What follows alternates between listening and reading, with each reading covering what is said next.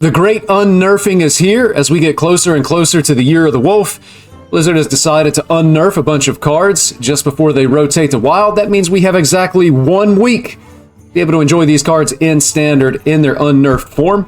I'm going to have a link to this patch notes here if you want to follow along on your own. And lots of other information here. I'm straight down to the card balance update section, and you can see here they have a note. Following cards adjusted with patch 26.0. Most adjustments are reversions to prior changes in preparation for these cards rotating to Wild. So some of these changes are actually really big, and it's definitely going to shake up the meta the last week before we head into the Year of the Wolf and the Festival of Legends expansion. You can see here, Final Showdown reverted back to its original form. Draw 4 cards in 1 turn is going to be the first part of the quest. I couldn't be happier about this. Quest Demon Hunter was one of my favorite decks in recent years in Hearthstone. I'm so happy to see it coming back. And the version of Quest Demon Hunter that we were actually playing just in January, a couple of months ago, is going to be playable once again. It was so strong, so fun, so good. I've also got a guide for this. I'm actually going to go back and watch my own guide to make sure I remember how to play the deck, but really, really looking forward to getting my hands on this card. It's just so exciting. I'm going to have a lot of fun this last week before the card actually rotates to Wild. So keep an eye out. Quest Demon Hunter is definitely coming back. If you didn't like playing against it before, you're not going to like it now either, because that deck is strong. We also see Carry a Fell Soul is being unnerfed. It's going back to a 6-mana 6/6. I feel like this change is probably irrelevant. Some of these changes, the cards were nerfed so long ago that even back in their original form, they're not going to be powerful enough to actually make an impact on the meta. And this is exactly one of those cards. I think at the time, this card was used in like an aggro version of Demon Hunter, and it allowed us to be able to hit the Colossal Minion a turn earlier on turn 6. We know the Demon Hunter Colossal Minion is a 7-mana minion, and potentially it gave you a second copy, assuming you drew your cards in the right order. But at this point, aggro Demon Hunter is so fast that it doesn't need to run the Colossal Minion, and I don't think any other version of Demon Hunter is really going to make use of this. Potentially, if anybody's still experimenting with Big Demon Hunter, then potentially this card maybe makes the cut now, 1 mana cheaper, but I really don't expect that to really change a whole lot. Razormane Battle Guard, again, a card, I don't expect this to change a lot. It was nerfed quite some time ago. I think it's no longer relevant. You don't really see Taunt Druid as a thing anymore, and I don't think that this card gaining 1 health is really going to change anything either, so happy to see the card back in its original state, but unlikely to shake up the current meta that we have in Hearthstone right now. And same note to Kolkar Pact Runner. Again, this card, this was the original version of the card. It was nerfed at a time when Hunter was just really strong and in a good spot. And this nerf actually just slowed Hunter down a little bit. The card was immediately cut from all the Hunter decks as soon as it was nerfed. Thinking about the card now, you don't necessarily want this in, say, like Quest Hunter. Certainly, you know, the card doesn't fit. I don't think that the card fits in Big Beast Hunter, and I don't think that the card fits in Shockspitter Hunter, so I have a feeling that this card probably just goes off and languishes in Wild, where it won't see any play there either. So 1 last week in Standard, but not for Kolkar Pact Runner. If anything, maybe it makes a comeback in Quest Hunter, but I seriously doubt it. I think we'd rather spend our money on other things, or our mana on other things. Dragonbane Shot, though, this card just a little bit interesting, back to 2 mana. For anybody that is still playing Quest Hunter, I think you immediately put this back in your Quest Hunter deck. It can really just help you to advance your quest if you're able to get extra copies of this spell in your hand. So could be some impact there. I'm not sure exactly how strong Quest Hunter is now, but I do know some people enjoy it. And it has been able to see probably at least some success in recent memory. And so Dragonbane Shot definitely going to be an inclusion there. The quest reward for Quest Mage actually being unnerfed, it's going back to 3 spell damage. It was nerfed to 2. I feel like this is another change that doesn't necessarily affect what we're doing in Hearthstone currently right now. I don't think Quest Mage is good enough, and it hasn't been for a while. So unnerfing the final reward to give it 3 spell damage, I think it probably just doesn't do anything. Decks are just a little bit faster than they used to be, and you're likely dying before you're actually able to complete the Mage quest and get this minion down to be able to take advantage of the +3 spell damage. I will say, though, for Quest Mage, if you're able to complete the quest and get the minion down, you likely just win the following turn if you are still alive, so could be something to keep an eye on. We've got a very, very short window to be able to experiment with these cards. Again, just 1 week. Once Festival of Legends goes live, all of these cards actually rotate into Wild, and they will be gone out of the Standard format. So it'll be interesting to see if people can figure out how to use them and how quickly they're going to be able to figure it out. Arcanist Dawngrasp, though, I don't think it's going to make an impact, but definitely something to keep an eye on. because if it does come back, it's probably going to be strong. We can see here that the hero power on the Mage hero is once again going to be honor kill plus 2 damage. It's actually insane when you think about this. Very, very quickly, this hero power becomes like a fireball, and you're able to fireball your opponent every turn for only 2 mana. It's just really, really interesting with Ping Mage. Ping Mage is kind of close to still being a good deck right now. It is just a little bit too slow. But if you're able to perhaps like get down some solid alibis, stay safe, not die, you get the hero card down, and then you're able to start buffing your hero power by 2 damage every time you get an honorable kill. It just adds up to be absolutely insane. So again, it's kind of hard predicting that this is actually going to come back and make a major impact in the current meta, but it's definitely something to experiment with, and it's going to be something that we want to keep our eye on. Conviction, going back to only 1 mana. So this card, when it was nerfed, was absolutely insane. Aggro Paladin was just destroying things. There was an unnerfed or a pre-nerf version of the Battlefield Battlemaster. And so, you know, the interesting thing about Conviction is maybe you're actually able to slot this into Pure Paladin. Pure Paladin typically has a wider board. You can see here that this card does buff multiple minions when it's played.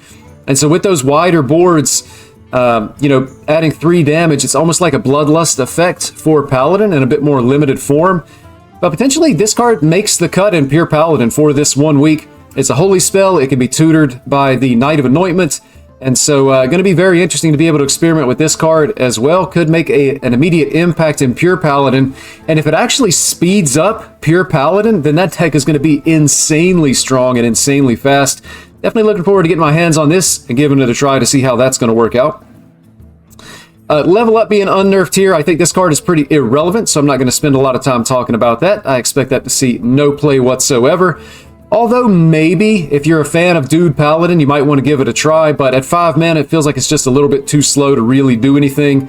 Again, if you have Silverhand recruits on the board, though, if you already have a board of those recruits, being able to give them an additional 2/2 and taunt is going to be really strong. But again, I think it's probably just too slow, too expensive to really do anything, even in the Dude Paladin deck. Cold Blood being unnerfed back to 1 mana. Again, this is an interesting card. It's hard to actually say that it is going to make an impact, but there could be room for some kind of like aggro rogue in the meta. Something that would be faster than like a pirate rogue. Potentially, if you can draw a lot of cards, I think with the potion package, you know, being able to use those different potions that rogues can create now, draw lots of cards, and then be able to set up lethal. Maybe it has potential, but again, it's just hard to say that that's going to be a certainty. So Cold Blood likely going to be irrelevant, but again, maybe something that we want to experiment with. Could be a new deck there, just because of that card. Not just because of that card, but it could be in addition to a rogue deck. Garrote being unnerfed to actually shuffle 3 bleeds back into the deck versus the 2 in the nerf version. This again is something that Garrote Rogue, when it was good, it was really good. It was a combo deck. I think it killed on like turn 7, and insanely strong. So the important thing to keep in mind here is that the Octobot is still nerfed. It was 2 mana, it was nerfed to 3 mana, and Octobot was kind of what made the deck go, because you could have a very full hand of cards as the rogue. You play the Octobot, you get the Frenzy effect, and it reduces the cost of all of those cards by 1. And then Rogue also had a really strong draw engine at the time with all of the cards that it was able to draw off of the 3/2. The name of that card actually escapes me, but it draws a card every time you play a combo card or a Battlecry card, I believe. Part of the issue with that draw engine, though, is that so many of those cheap Battlecry and combo cards actually rotated with last year's standard expansion. I do kind of wonder, though, people have experimented with Garrote Rogue more recently, and I have to wonder that with the draw engine provided by the Rogue concoctions, as well as mana cheat that's enabled by preps, which we had before, but serrated bone spikes, which we didn't have before, as well as Shadow of Demise, giving us an extra prep or an extra serrated bone spike. I wonder if we could actually find a way to be able to make Garrote Rogue work again. The issue is we need to be able to draw a bunch of cards, we have to be able to play a bunch of cards, because we have to get our hand empty to draw more cards, and then we need to be able to play some type of spell power and a lot of card draw in a single turn to be able to draw the bleeds with the spell power on the board to find lethal damage. So again, pretty excited to be able to experiment with this. Don't know if it's actually going to be a thing, but it's going to be worth checking out. Again, 1 week only. If we're going to figure it out, we got to find it fast. Evil Miscreant, irrelevant. I don't think this is going to make a change whatsoever. Forsaken Lieutenant, again, this is just a really interesting card that's getting unnerfed. I immediately think of Naval Mind Rogue. I personally had a lot of fun with the deck. I know some people didn't like it, but it was just so fun. You were killing your opponents in the high roll games as early as like turn 5, which is going to be perfect for the meta that we're in now, if it can happen again. The issue, though, with Naval Mind Rogue, even thinking about this card being unnerfed, is Sketchy Information was nerfed from 3 mana to 4 mana, and Sketchy Information is not being unnerfed, so the deck could just be a little bit slower, but Rogue has significantly better card draw options now than when Naval Mind Rogue was a deck previously. So again, I think about the concoctions, and then I also think about something like Ghostly Strike. Those draw cards are significantly better than the Shroud of Concealment that we were playing when we were playing this, even though Shroud did guarantee that we were actually drawing minions. So again, I'm excited to get my hands on this. Naval Mind Rogue could potentially be a possibility of something that's going to be coming back, and could come back quickly just because the deck is already figured out in a lot of ways. Again, we see here a class quest is being unnerfed. This is the Shaman class quest. Again, I think this is largely irrelevant. A lot of Shaman's better overload cards, I believe, actually rotated out of the meta around this time last year, and so I don't think this is going to impact us now currently at all. Same thing with Granite Forgeborn. Elemental Shaman is no longer a thing. Some of its support actually rotated with last year's set rotation. I don't expect that to make any difference. Dark Pact, to be quite honest, I don't even remember this card. It's not going to be doing anything for us now. And then we see here both the Demon Seed and Stealer of Souls are actually changing in the way that they're functioning, just to make those cards safe for Wild so that they don't go and dominate the format. So nothing here that's going to allow these cards to be able to see play in Standard for the following week. Interestingly enough, Fiery War Axe going back to 2 mana, I kind of wonder if people want to take a last swing at some version of Control Warrior. Potentially you just drop this in and see if it helps out at all. I feel like Control Warrior, in a lot of ways, though, it doesn't necessarily need more removal or even ways to survive. It actually just needs ways to win games. Control Warrior actually just missing that win condition, so I'm not sure that this changes anything, but again, if people are going to take a last stab at it, maybe this card is something that you would want to try. Warsong Commander being unnerfed, summon a minion with 3 or less attack, give it charge. This is not really a full revert to what the card used to be, so I really don't expect this to have any impact whatsoever in the Standard format.